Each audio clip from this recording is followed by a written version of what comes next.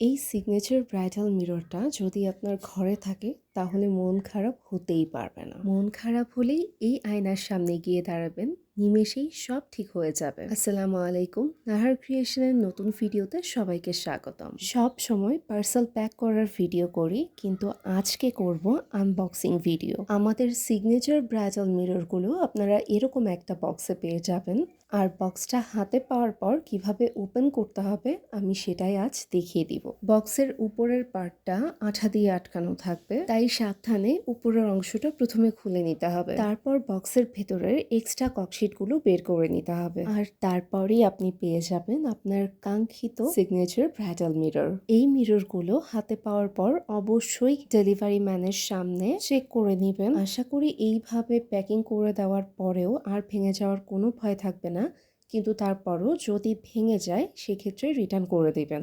এই মিররগুলো আপনারা বিভিন্ন সাইজে পেয়ে যাবেন আমাদের পেজে।